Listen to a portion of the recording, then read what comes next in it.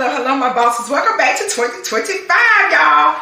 To my new bosses, hey girls, hey guys. And to my returning bosses, hey y'all, how y'all doing?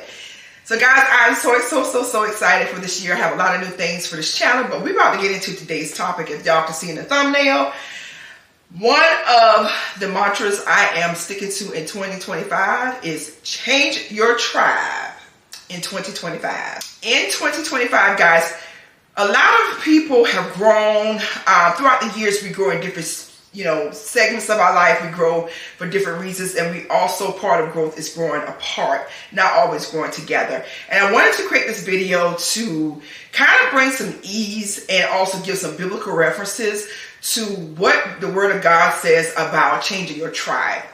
Next point, when forgiveness does not require reconnection.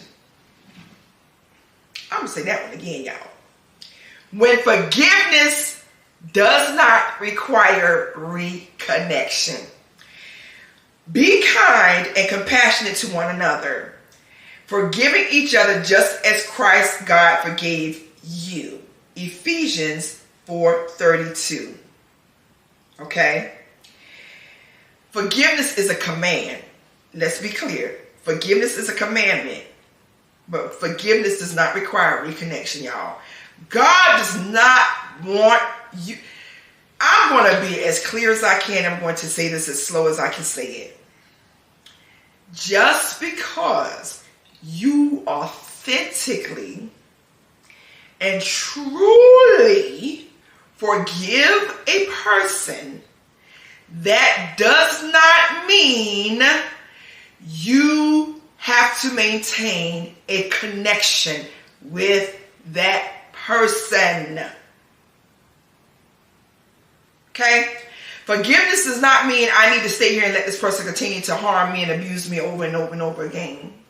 That's not what forgiveness means. Yes, you are commanded to do your work, move through your process, and forgive that person. But that does not mean, guys, that I let this deceiver back in my space to continue to rip me off financially, or continue to, again, embarrass me within our community by cheating on me and our children, or, I need to let this boss at work continuously belittle me in front of, my peers, and all because I've forgiven them for doing it before. Use your godly wisdom and use common sense, guys. Forgiveness does not mean that you stay in position to be repeatedly and continuously hurt by that individual over and over and over again. That's not what forgiveness means. It is okay to forgive a person authentically. Remember, authentic forgiveness, meaning you truly are releasing that person. You're no longer holding them hostage and accountable for that hurt and pain that they caused you. Okay? To truly forgive a person means that, in addition to that, I am starting my healing journey to releasing them. And you've learned how to allow and live and move through life with that forgiveness in place. Okay? But again, it does not mean I sit here and let this person continuously hurt me over and over again. And it also does not mean that they get free access, unlimited access to my space in my life. Okay?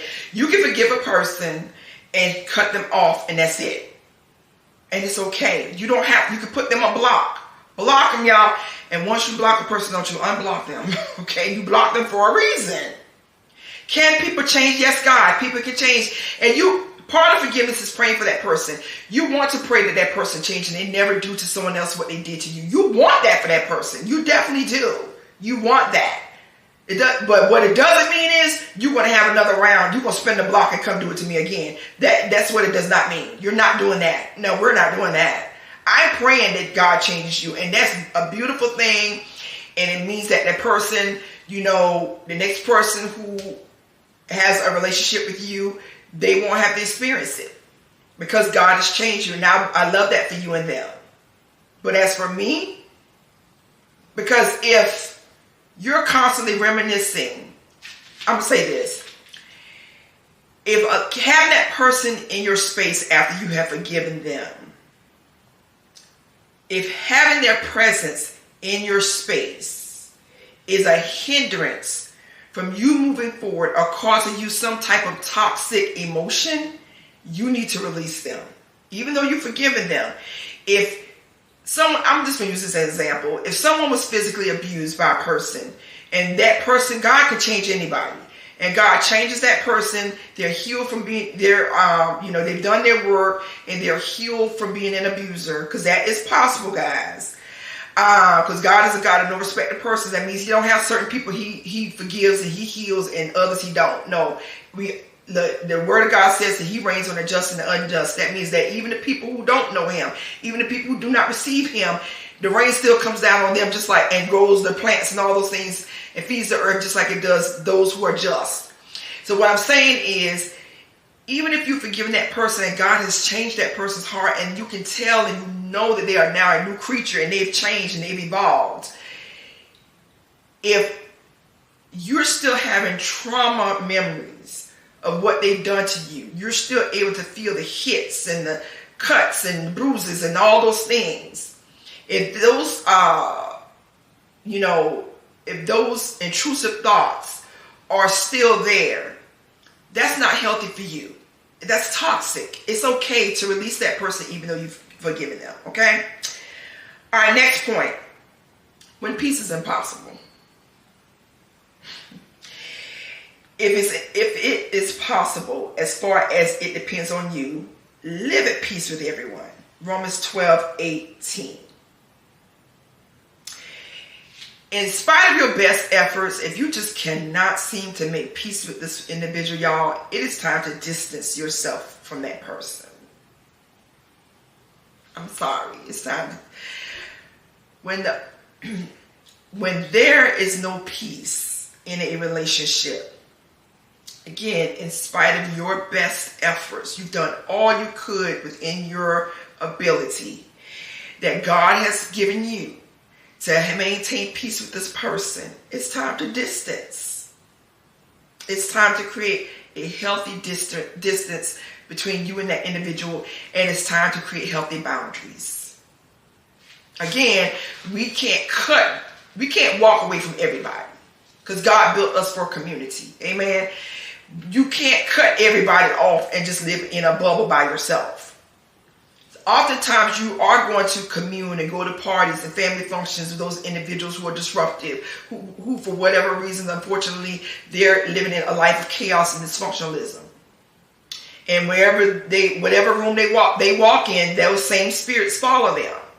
Well, you can't cut them off because they may be your sister, brother, mother, father, but you can create a healthy distance between you and them so that you can maintain your peace, because God is a God of peace. He is not the author of confusion. Okay? So again, when peace is impossible, distance yourself. All right, next point. You want to be very, very much in line appropriately when you are assessing your relationships and changing your tribe in 2025, okay? Removing someone from your life should not be done lightly, or it should also not be done out of anger, i.e. malice. You want to always seek godly counsel, godly wisdom when you are considering removing a person from your space. Get on your knees and ask God, Lord, if I can't, and if you're very confused, ask God to lead an elder, send an elder to your life. An elder, i.e. someone in your tribe that you honor and you respect, who has wisdom. Oftentimes, those are our matriarchs and our patriarchs, those men and women in our lives who have years behind them. And with the years that they have behind them, they have a lot of wisdom. Sometimes we need to sit at their feet and express to them what we're going through, what we're dealing with, and have God speak to us through them. Amen. So don't take it lightly I brought all these points in this video of Change Your Tribe in 2025, but you want to make sure that you're not making these decisions in an anger, rage, or fit of anger. You don't want to make these decisions because, you're battling jealousy, or because we're not perfect, amen. You don't want to make these decisions from a dysfunctional space, basically, okay? You want to look within yourself and ask yourself, why do I feel as though I need to create distance or cut this person off?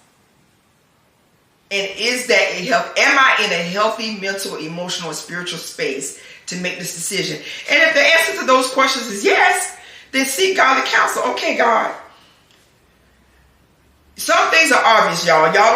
Some things we gotta use our common sense. Like I said, somebody hurting you physically and all that bad stuff, and hurting your children and stuff. Okay.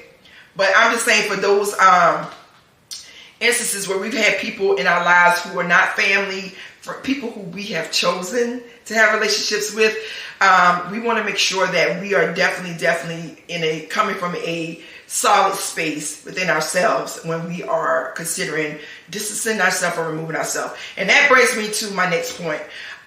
So there is a difference between cutting somebody off and realigning someone.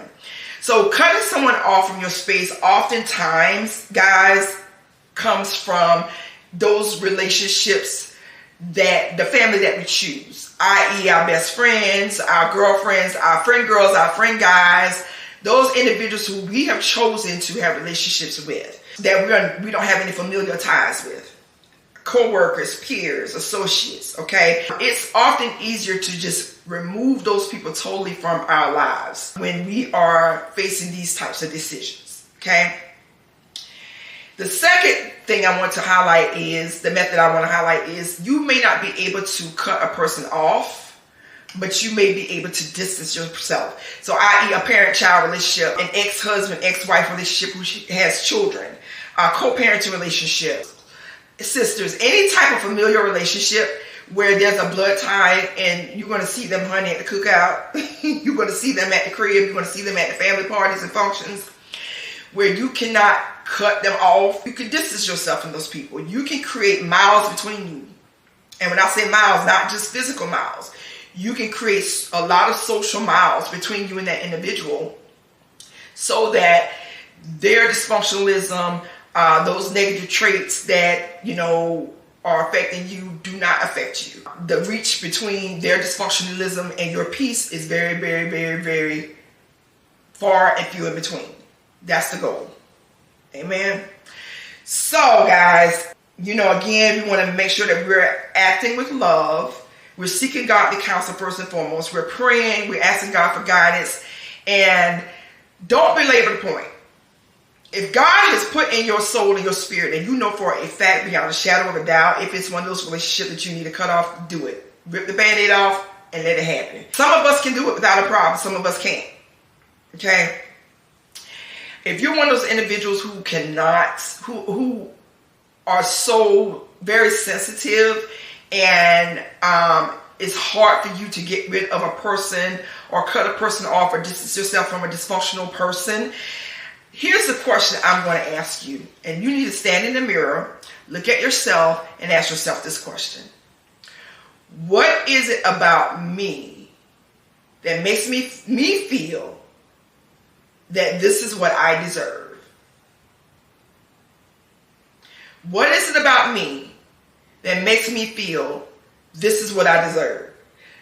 What is it about me that makes me feel I deserve to have this person doing this to me? Why do I feel as though I need to have this person in my space?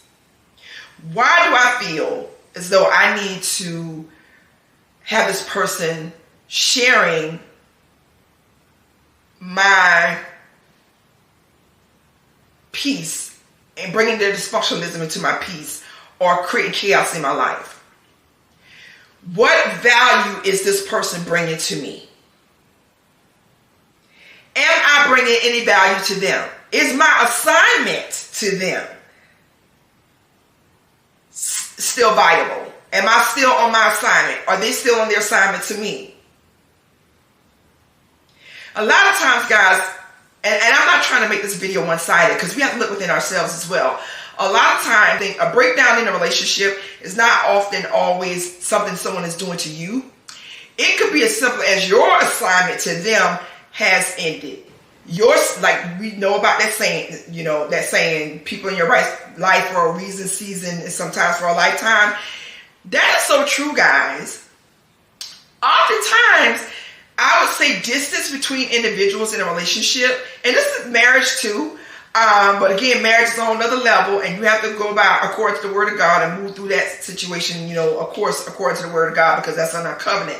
So I'm going to kind of put that to the side with what I'm about to say. Oftentimes, our dysfunctionalism and chaos could be birthed in a relationship because your assignment to that person is done. It's time for you to move on. Or their assignment to you is done. I'm going to give you an example. I had an individual in my life. This person was in my life for years, y'all. Well over 30 something years. Let me see. I'm going to actually calculate it for you all. This person was in my life for a long time. And about 30 years. And they had life changes. I had a life change. And because of our life changes, we grew apart. And there wasn't any hard feelings. We did try to come back a few years later after we had separated and try to rekindle it, but it wasn't the same. It wasn't the same. And I wish them the best and bid them, loving care, Godspeed, all those things, bless them and their family. And, hopefully, prayerfully, they bless me and mine. But we realized that our time had drawn nigh. And when I say we were so close, y'all, oh my gosh. It was a friendship. And it was a friendship that I never had in my life. And it was a soulmate friendship. And those do exist. And soulmates don't just exist with in romantic relationships. This was a soulmate friendship. But our time had drew nigh and we separated. We parted ways. Don't try to stay in relationships just because you feel obligated because y'all put the years in. Right? Or we've been knowing each other 50, 60, 70 years. And, we need to keep this relationship going. No, you do not have to. You don't have to do that. You don't.